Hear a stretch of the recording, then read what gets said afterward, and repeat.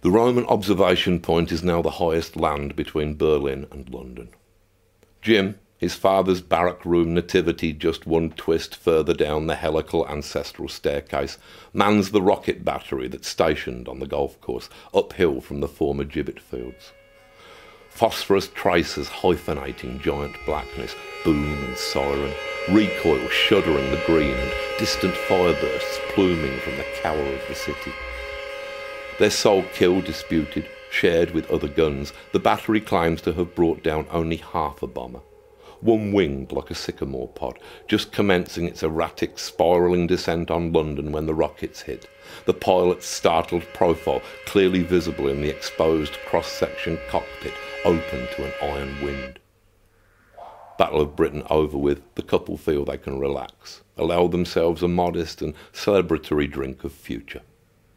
First son Christopher arrives in 1943, spit of his dad, then 1944 and V-bombs, many of which fail to clear the hill. British intelligence is leaking fake reports to Germany of rockets overshooting London, hoping that they'll underestimate instead and hammer Kent rather than W1. Back on Shot Over Hill, there's charred gaps, sudden spaces in the uniformly 1930s rows where architectural incongruities will one day rise from scorched earth. Shooter's Hill becomes a surprise pot of bricks and offal at the far end of gravity's rainbow. 2 doors down gets taken out while Jim is bathing. Bathroom ceiling comes down all in one piece, trapping him there in the tub but sparing him the rain of roof and chimney that immediately follows. That could have so easily been that. Mary a single parent, Chris an only child, and all the wave of possibility to come collapsed there into suds and rubble on the sopping lino. Even with the war's end, understandably, the pair decide to wait and see if there are any more surprises. Nazi flying saucers piloted by Hitler's brain, Fourth Reich mole machines erupting through the pavement from the hollow earth beneath, before they risk another child. Stephen James Moore is born to a full moon on June the 11th, 1949, a crescent mark staining his forearm there upon the crescent hill. Gemini, like his brother. Fire of air, the tarot knight of swords, the intellectual faculty in its most pristine and idealised aspect, almost mint condition on account of having been so seldom taken from its box and played with in the human mud. The corresponding tarot trump is number 6, the Lovers, the alchemic principle of solve, or analysis, of separation. Name the baby Stephen with the name deriving from Stephane, a type of crown unusually favoured by Greek goddesses, most notably their lunar deity. His earliest memory is of September 20th, the next year, 1950, 15 months old, held up by his mother to look up the bright blue moon. This famous rarity occasioned by vast tracts of forest then ablaze in Canada. He will remember this for years, but as a dream, like floating slowly down the stairs into the hallway's umber, or the skeletal androgynous old woman, lower face concealed by a bandana, who unpeels into malign existence from the wardrobe door, abducts his hapless toys.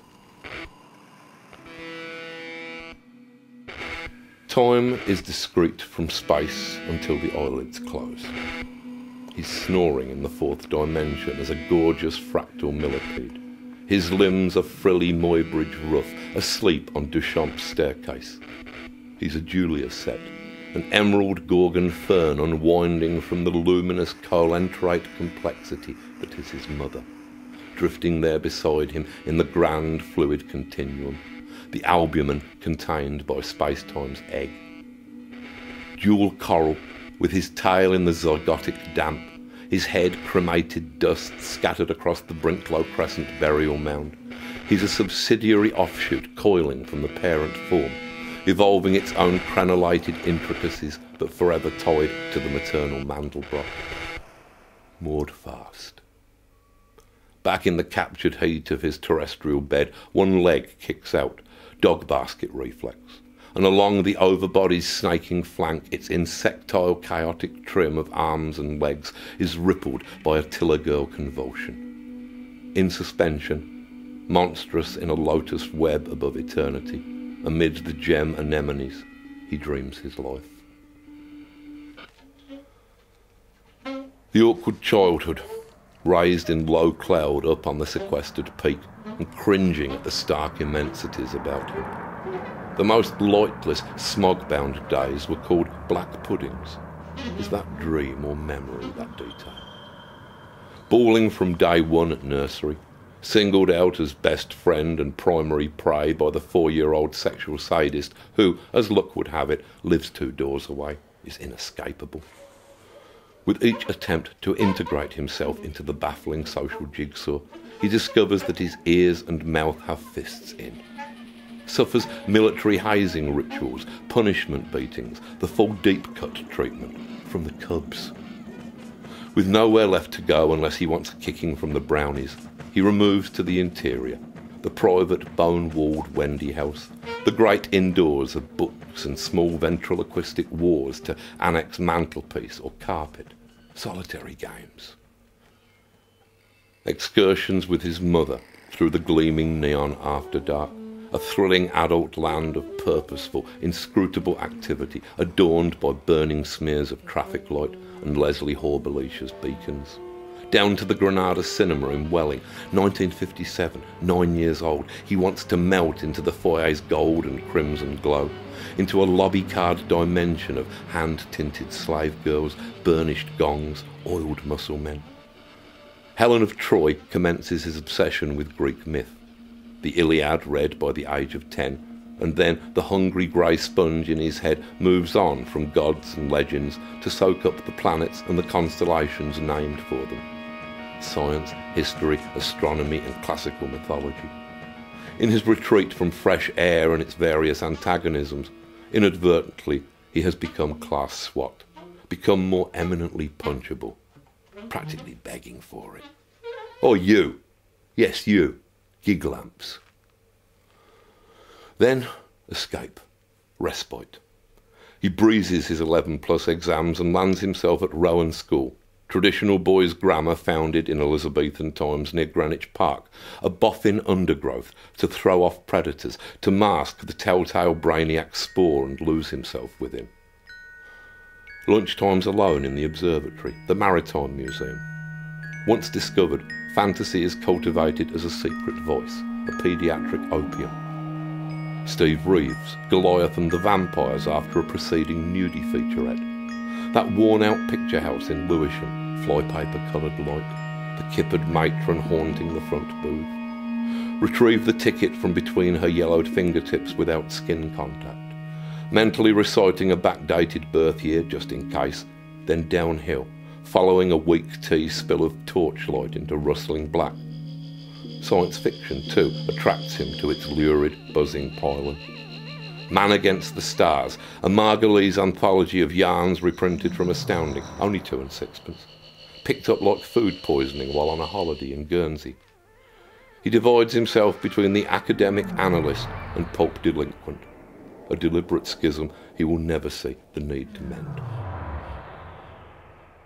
Failing to realise that his interest in the scientific has collapsed to a vestigial cover story for his fascination with the fictional, he's carried through his school days caught in the remorseless current of the science stream, passing 6 O-levels a year early, and then sluiced into a lab job, quality control at rank Hovis McDougall, white-faced to find that at 16 he's a flower grader. This last year, since 1964, he's been attending meetings of the willfully progressive London SF group at someone's first-floor flat in Kilburn. Moorcock is around. There's talk of making an experimental sci-fi movie from Charles Platt and Langdon Jones, and every week he rides the night train home with John Carnell, then editing New Worlds and nurturing its fledgling new wave, living just downhill in Plumstead. How has he descended from those crackling, inspiring heights to this? A mere laboratory hunchback, hair a dusty preview of its later self, pay packet burning less holes in his pockets than the everyday slop of sulphuric acid. He regrets his choice of occupation in a week, stays there for 18 months, his genes eventually reduced to smoking lace. Even his first taste of a girlfriend, their eyes meeting over the retorts through a corrosive steam, is not enough to hold his interest. Barbara or Louise falls by the wayside, is supplanted by a new and more enduring passion, a new signal beamed from Uniceptor 4.